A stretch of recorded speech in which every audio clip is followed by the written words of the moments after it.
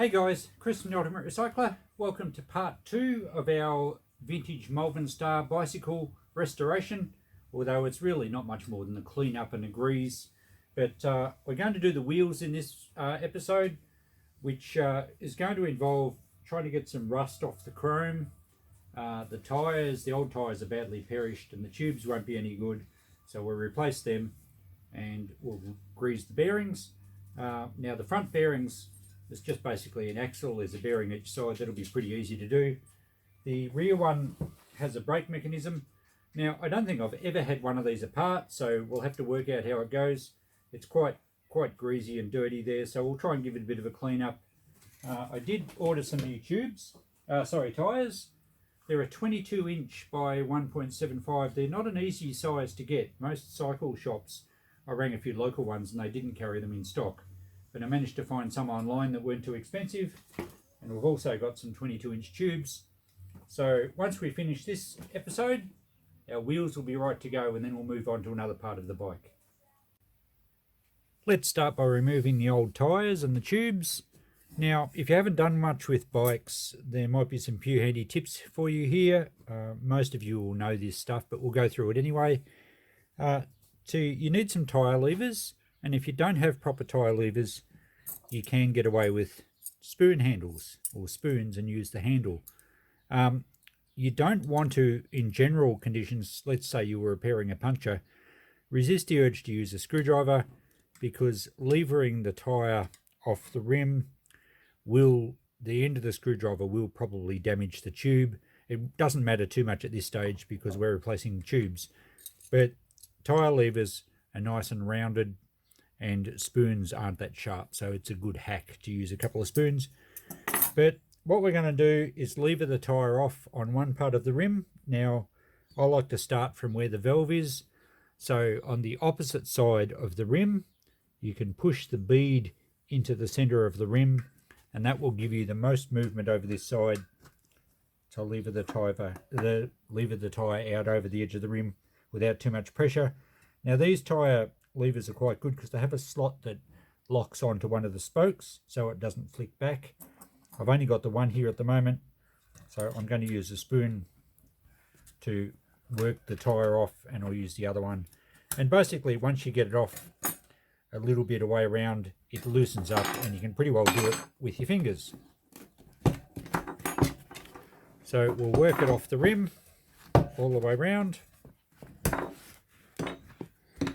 Now, this is an old style tube with the valve. I'm not sure on what they call it, what the name is, but the newer ones don't have this lock nut and they have a different valve set up. So we'll have to remove the valve here and the lock nut to be able to get the tube out. The lock nut's not very loose. Not very tight, sorry. And now we should be able to work the tube out.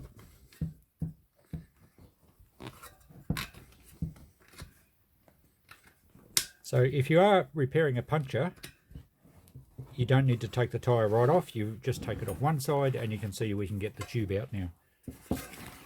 The tube might be okay, but I'm going to put new ones in anyway.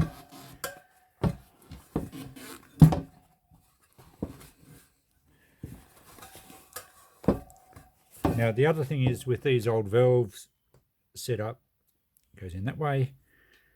Most modern bike pumps, the valve, the flexible tube on the pump won't actually screw onto this. They're a different sort.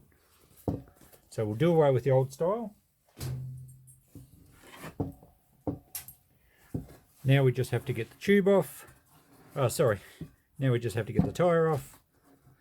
And it's generally pretty easy once the tube's out of the road.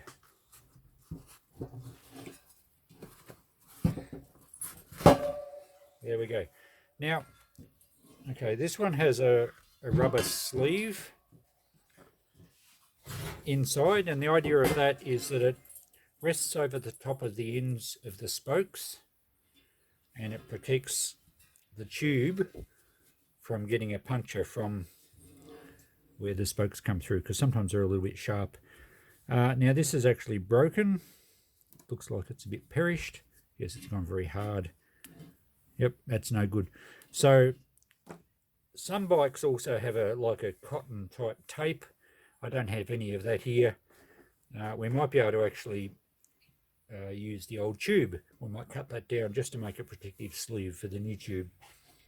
So that's got the tyre and tube off that one. We'll do the same on the rear one, exactly the same procedure. And then we'll pull the axle out of the front one, have a look at the bearings, and then we can start cleaning things up, and then we'll have to do the same with the rear one, but that'll be a little bit more complicated.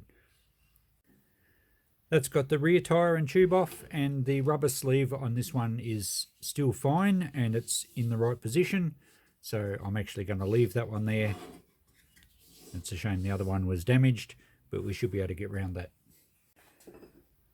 Let's get back onto the front now, and we'll take the front axle out. We've got the nut and washer that goes on the outside of the fork.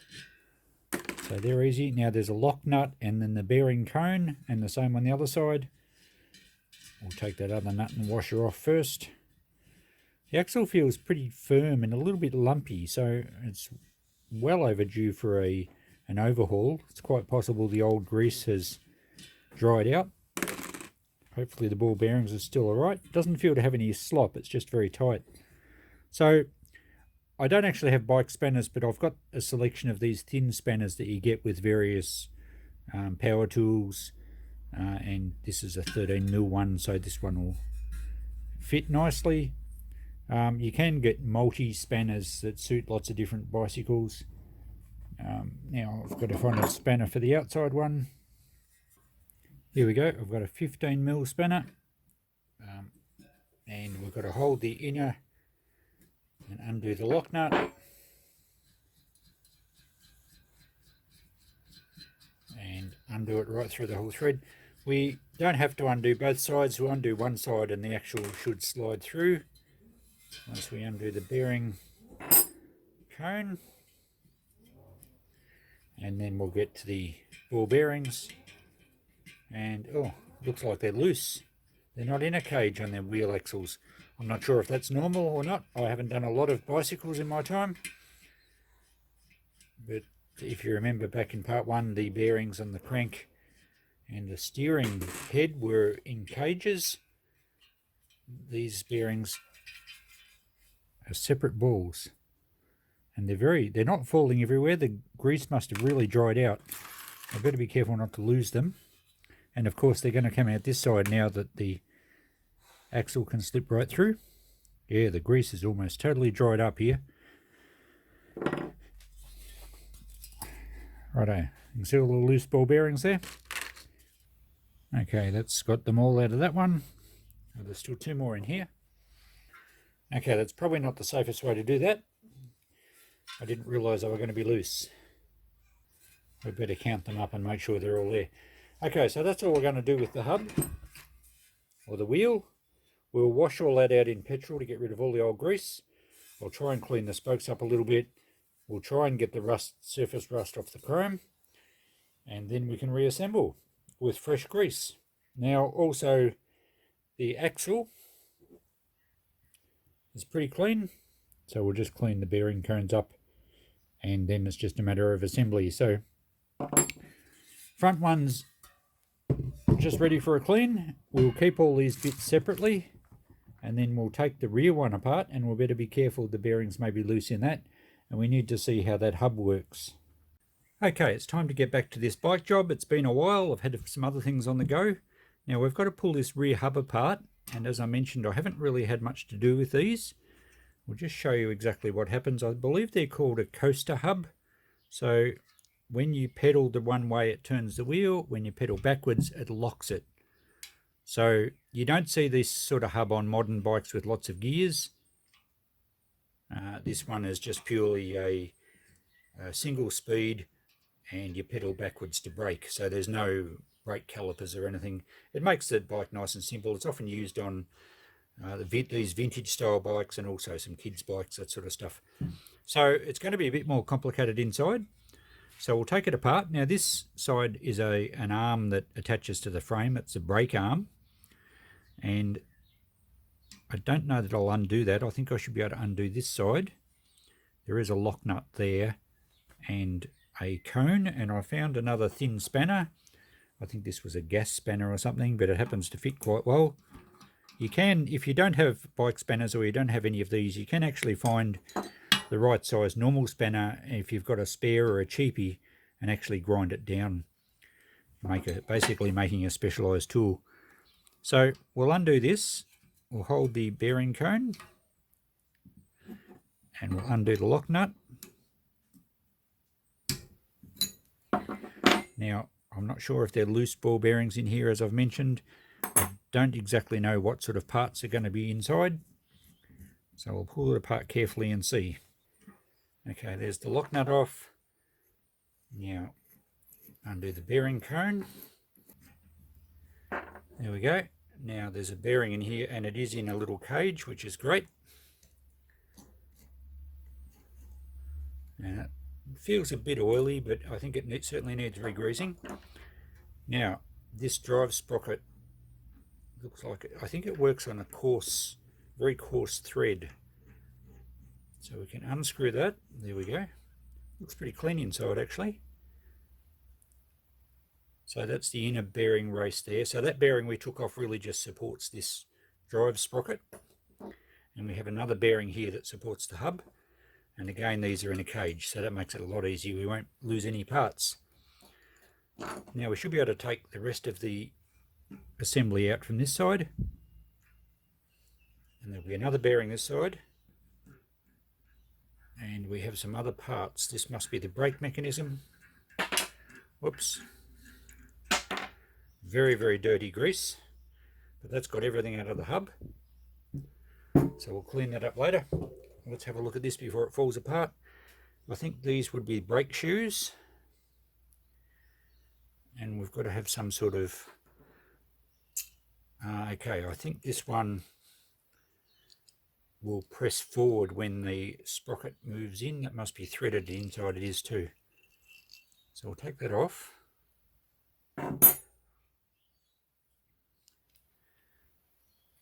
And that screws in there. So when you pedal one way, it locks and drives the hub. When you pedal the other way, it pushes that collar forward, and it would be apply the brake pads to the inside of the drum. So these get pushed hard against the drum, and that looks like how it works. So it just needs a really good wash up now, and then we can re-grease it and put it all back together. Okay, so I've washed up both the hubs with some petrol, just some old petrol in a well ventilated spot. They've cleaned up really well. This front hub actually has dust caps that are pressed in there, but because the ball bearings were loose ones and they weren't in a cage, we don't need to take the dust caps out because we can put the bearings back in with some grease. The rear hub cleaned up excellently. One of the good things about items being oily and greasy is it protects them from rusting. So that hub is cleaned up very nice indeed. I'm going to try and clean the spokes up, perhaps just with some very fine steel wool and some soapy water, and then we'll have a look at doing the chrome rim. We won't use steel wool on that because it'll scratch it. I have the rest of the parts soaking in some old petrol, so we'll clean them up in due course. So the next stage now will be to get a nice bucket of warm soapy water and some fine steel wool. We'll go around and clean the spokes up. I'm not going to go to too much trouble, but I'd like them to look nice. They look like they're just like I'm not sure. I don't think they were chromed. They certainly weren't shiny. Maybe they were originally. But we're going to do the spokes with some very fine steel wool, and I'm going to try and clean up the rust and the grime off the chromed rims with some aluminium foil, because we don't want to scratch the chrome. Okay guys, it's the next day. The wheels are starting to come up nicely. I've cleaned the spokes with just some steel wool. It's actually just a Jex soapy steel wool pad. I did some reading on bicycle spokes. Most of them these days are stainless steel, and they're not magnetic or only slightly magnetic, but these ones are quite strongly magnetic. So they're normal steel, and a lot of the normal steel ones, the vintage ones, were actually galvanized or zinc plated. But even if they're nickel plated, it's not really going to matter. Just a quick scrub with steel wool won't hurt them. It'll take all the oxidization off and bring them up quite shiny, quite neat. They shouldn't rust. So the hub's done, the spokes are done. We now need to look at the actual rim itself, which is chromed, and it's chromed steel. Some of the more modern bikes have aluminium rims. This is chromed steel. I'm not going to use the steel wool because it will scratch it, but we are going to use aluminium foil or aluminum, depending on where you're from. It doesn't matter what brand.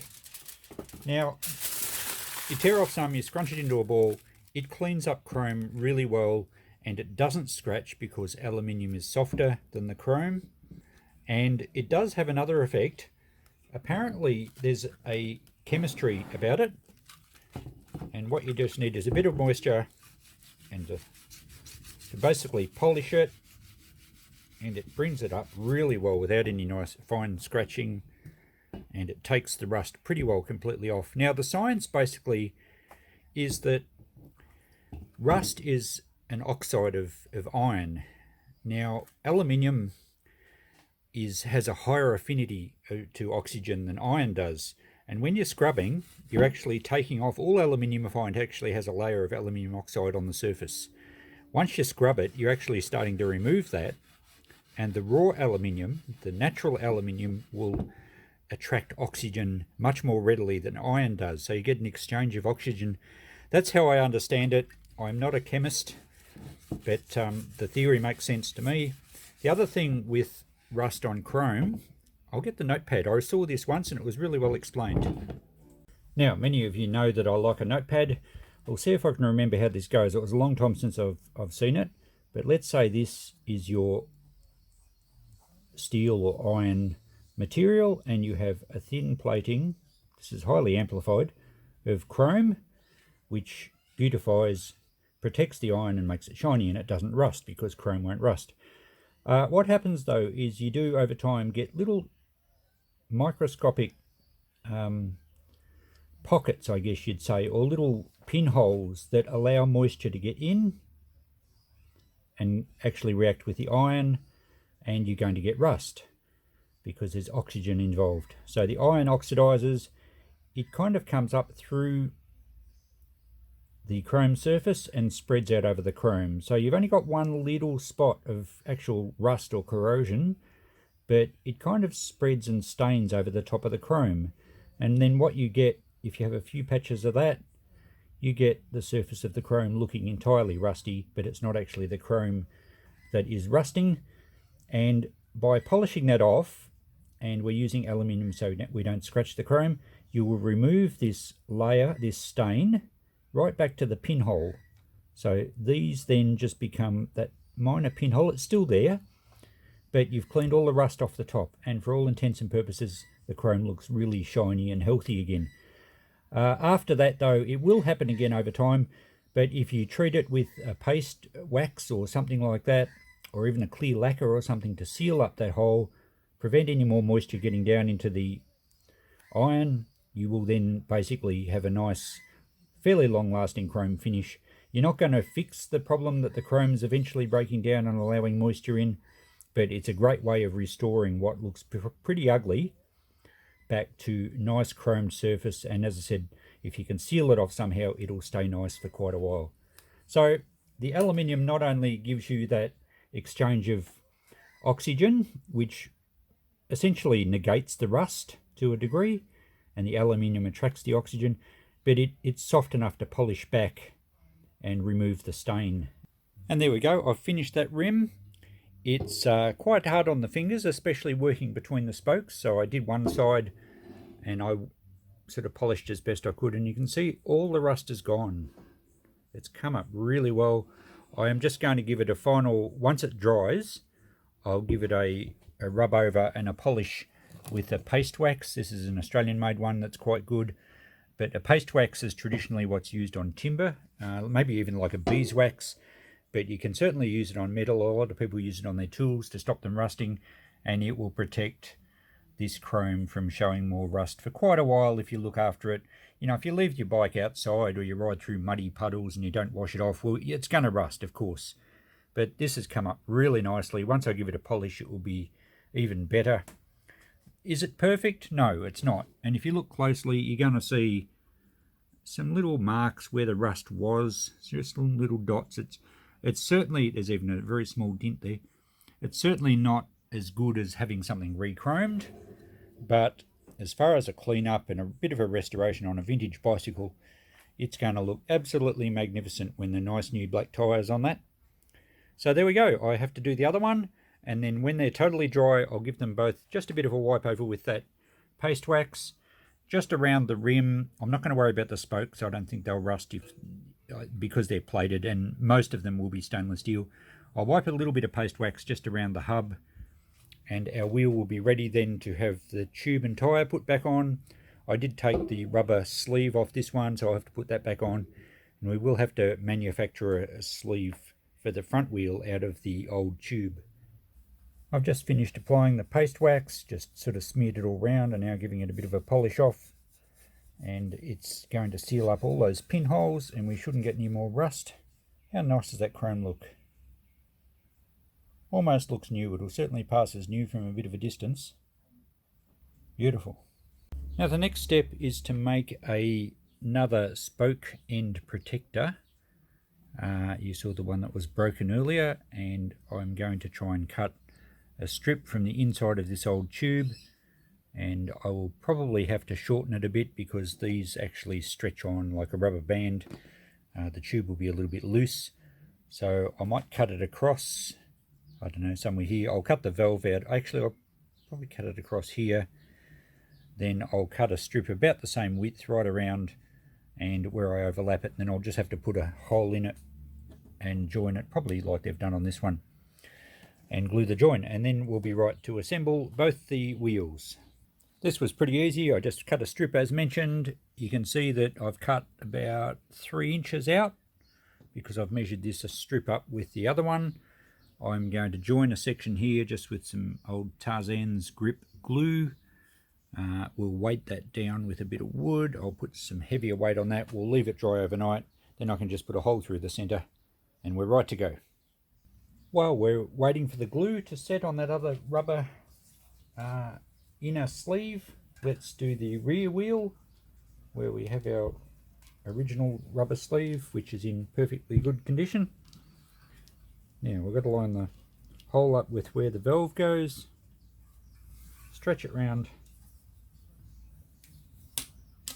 make sure it's not twisted, and make sure it's covering the ends of the spokes. Oops, that hole's not quite lined up there. Yeah, that's pretty good. Okay, now we've got to put the new tyre on. It's probably going to be a little bit tighter than the one that came off it. And it doesn't matter which way we put it on or which spot we start, because at the moment there's no tube in there. So just work one of the beads on. I'll try and keep you in shot here. And at this stage we might use our teaspoons again and just ease the tyre bead over the edge of the rim. Okay, we've got half on. Now we need to put the tube in. You can get thorn-proof tubes which are quite thick. This is just a standard tube. We're going to need to take the valve cap off to get it through the hole. So the first thing to do is to get the valve through the valve hole in the rim.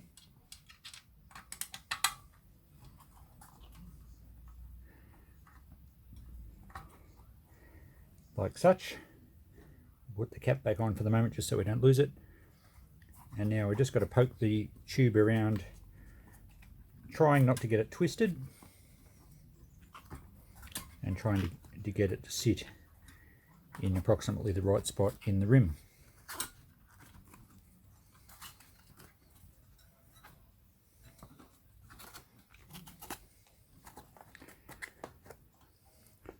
Now it's a good idea to put just a little bit of air in it at this stage, not to blow the tube up, but just to help it settle.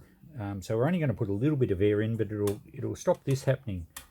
It'll keep it back in the right place, because we don't want to try to put the tyre over the rim now and actually pinch the edge of the tube.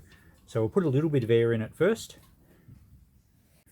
Alright, I just took this to my compressor. I put a little bit of air in there. It's still definitely flat, but it's unfolded it so that it's no longer flat, and it's going to prevent it from getting any kinks. So now we need to put the other bead of the tyre on.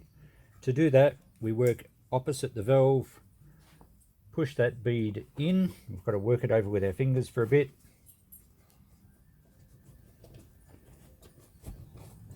And we want that bead of that tyre to kind of push down into the centre hollow, which will give us the most movement on the other side. Now sometimes you can get these on even just with your fingers. You can certainly do it most of the way.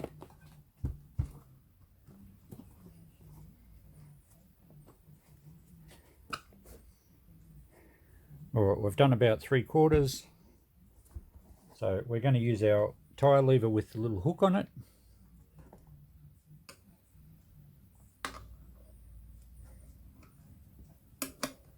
Actually, it doesn't work that way putting them on. I'll bend it out that way and hold it there, and then I can work around the other side with the teaspoons. It's certainly better to have proper bicycle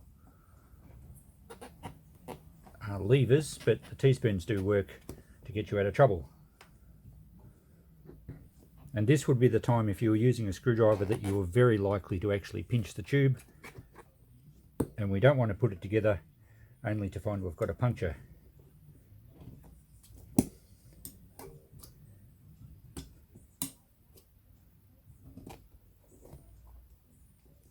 And there we go, that's in fairly easily,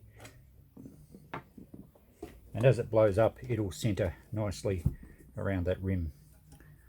So we'll take it back to the air compressor and I'll blow it up. And there we go, it really looks the part now with a nice new black tyre. It says to inflate to 35 to 50 psi, 240 to 350 kilopascals. I don't have a gauge on my compressor at the moment, so basically I use my fingers and I think, oh yeah, that's probably about 20 psi. Certainly you're going to know if you sit on the thing and the tyres look flat that you need more air. So there we go, one pretty much almost restored rear hub. Of course we've got to put the mechanics back in the middle, but that looks awesome with the new tyre on it and the nice shiny chrome. Fantastic. I will probably get back here tomorrow and do the front one exactly the same once the glue dries on that rubber sleeve. Then we'll look at cleaning up and re-greasing the components, just the axle and the bearings for the front and the brake assembly for the rear. It's about a week later. I finally got back to this job. I put the rubber sleeve in the front hub. I've put the tyre and tube on the same as we saw the rear one. So they're all together.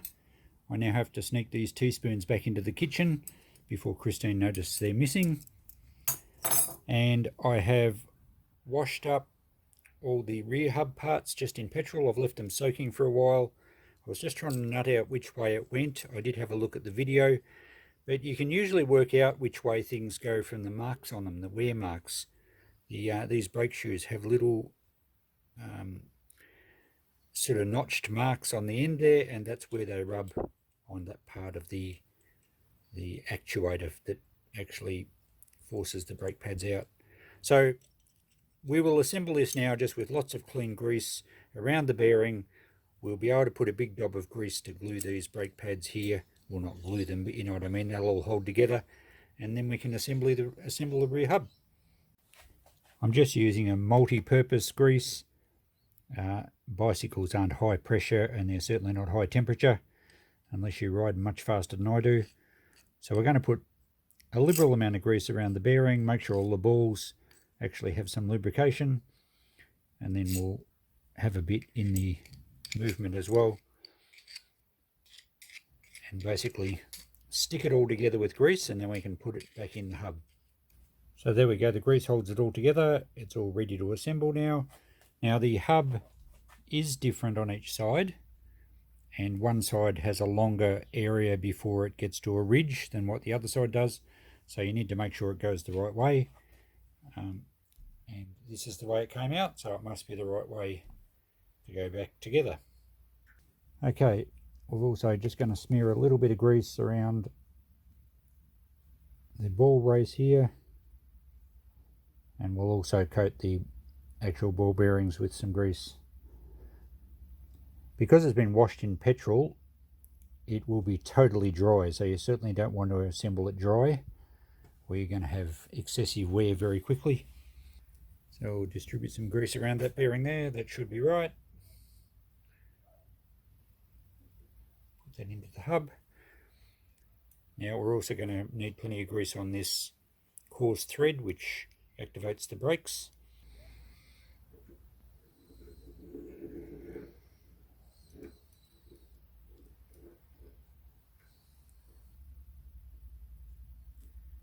And there's the little bearing in there. Now, all we have to do is do up the cone nut, which has a little dust shield on it. And then the lock nut, once we've got the right tension on the bearings, we'll check that in a tick. So I've just done that up finger tight. I have not used any spanners on it, and it feels good. Feels really smooth now, and there's no slop, no up and down slop, no lateral in and out slop. That's fine. We'll put the lock nut on there in a tick to make sure it stays at that spot. Just making sure this works all right. It appears like it's going to drive the hub that way, and if we spin it back the other way, it's actually locking the arm. So perfect, we must have got it right. There we go, rear hub pretty much assembled. I'll just put the lock nut on, then we'll do the front hub, which is much simpler, but we do have loose ball bearings. Unlike the rear hub, the front hub's really simple in that it's the same both sides. We didn't undo the lock nut or the bearing cone on one side, so I'm just going to put, there's 10 little balls here for one side and another 10 for the other side. There's the other bearing cone. So I'm going to use a screwdriver and some grease and just put each of these balls in the little race here. Then we can drop the shaft through and then do the same the other side. Now the grease is actually quite useful being sticky, because it's great to position these, and the grease will actually get them to stay in the right spot. So we'll just put all 10 around in here.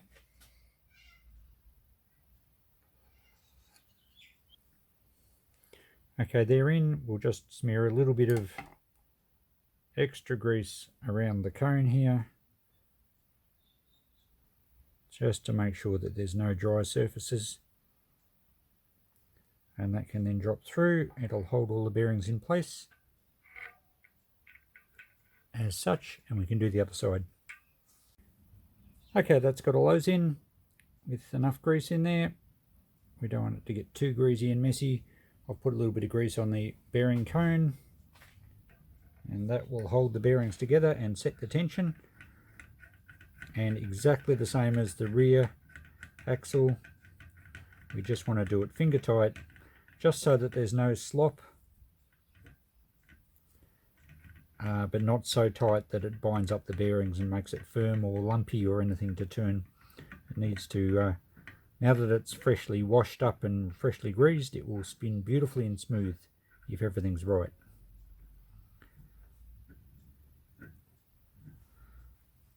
So we'll do that finger tight, and that'll just distribute the grease. That feels pretty good, and there's no movement. Alright, you can put the lock nut on this side, and our job's finished with the wheels. Okay, that'll do it for this video, guys. I think it was a really good video, don't you? These come up great. They're completely finished now. We can get on to getting the rest of the frame organised, and it won't be long and it'll be looking like a bike again. Thanks for watching. We'll see you in the next part. Bye.